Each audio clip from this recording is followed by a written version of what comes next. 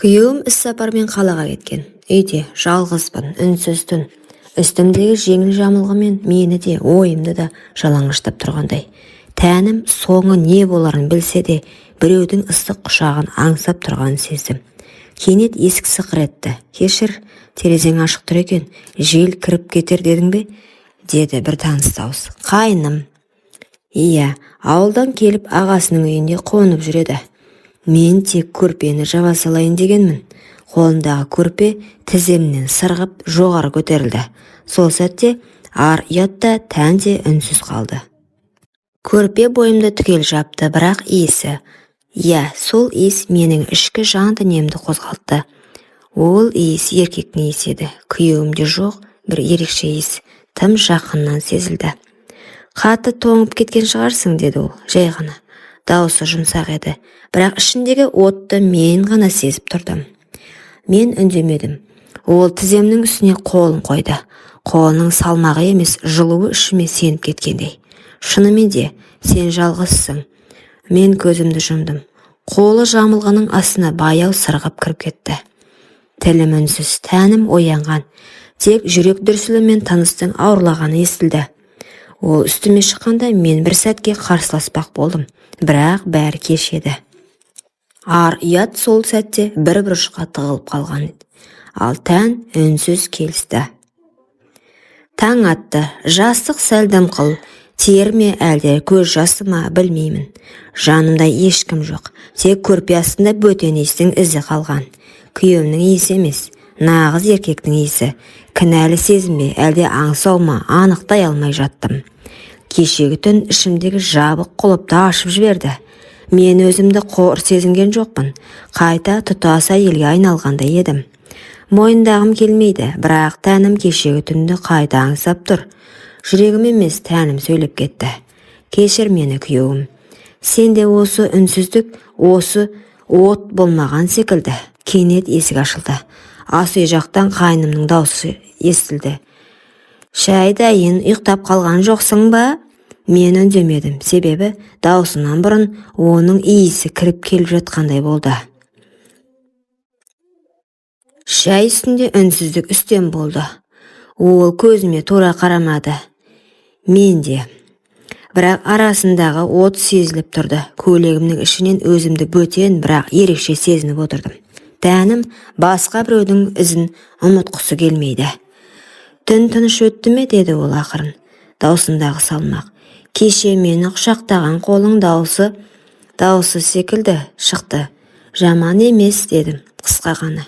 Қасық пен кесенің дыбысы ғана естіліп тұр. Ал ішімде құмарлық оты қайта тұтанып келе жатты. Ол орнымнан тұрып қасымнан өтіп бара жатып иығыма жеңіл тиіп кетті. Сол ғана еді. Менің бүкіл жан дүниемді қайта оятты. Ол менің тәнім емес, жанымның ең әлсіз тұсына тиіп кеткендей сезіп тұрдым. Кешегі түн кездейсоқ емес еді. Ал бүгін тәнім тағы да соны қалап тұр. Ар ұятта әлсіз екен, себебі екеуі де үнсіз. Сол күні күйеуім хабарласты. Ертең таңертең қана қайтамын. Үнінде сағыныш жоқ, жай бір күнделікті дауыс. Ал менің ішімде дауыл.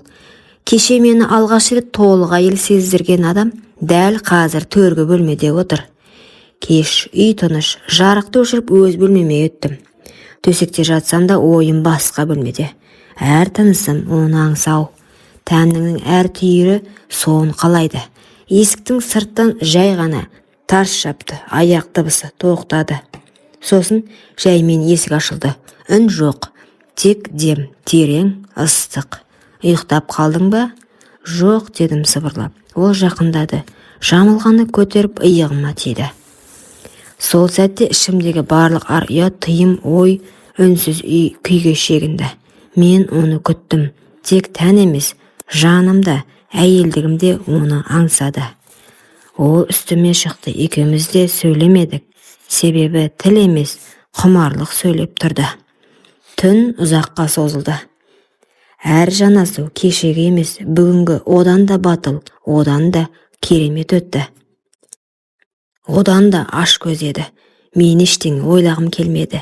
Тек сол сәт, сол иіс, сол еркек. Таң атты, бұл жолы мен жалғыз оянған жоқпын, ол қасымда жатты. Жалаңаш иығы маған тиіп тұрды, тынысы баяу терең. Ұйықтап жатқанмен тәнінің жылуы маған қадалып тұрды. Басыма бір сұрақ келді. Бұл енді не, кездейсоқтық па, әлде? Ол көзін ашты, ұйқылы ояу көзіне қарадым. Еш өкініш жоқ, еш сұрақ та жоқ. Тек бір үнсіз мойындау бар секілді. Енді бәрі бұрынғыдай болмайды. Орнынан тұрды, үстіне футболкасын асығыс киді де маған қарады. Кешір, деді, жай ғана.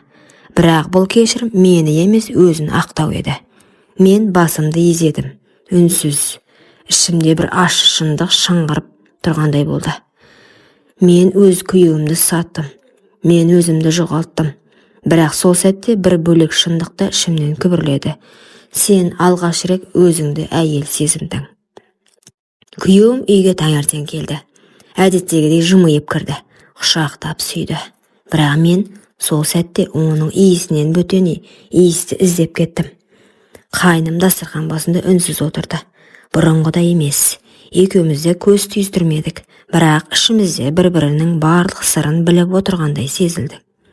Күйеуім күліп сөйлеп отыр, мен күліп отырмын, ал жүрегім екі ортада тұншығып отыр.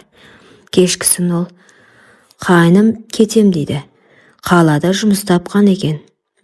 Інім кетем деді, қалада жұмыс тапқан екен деді. Мен басымды изедім. Жауап бермедім, ішімде бір шындық қимай жылап жатты. Бірақ тілім үнсіз. Сол күні кешке ол менің бөлмемнің есігін соңғы рет ашты. Кірмеді, тек үнсіз қарады. Көзінде, мен саған ештеңеге уәде ете алмаймын, бірақ мен сені шын қаладым деген үнсіз сөз тұрды. Мен де көзімнен жауап бердім. Мен де, бірақ өмір бойы біз қалағандай болмайды. Ол үнсіз бұрылып кетті. Ал мен сол сәттен бастап бір түннің құпиясын өмір бойы жүрек түкпіріне бекіттім. Себебі ар ұят үндемесе де жүрек ешқашан ұмытпайды.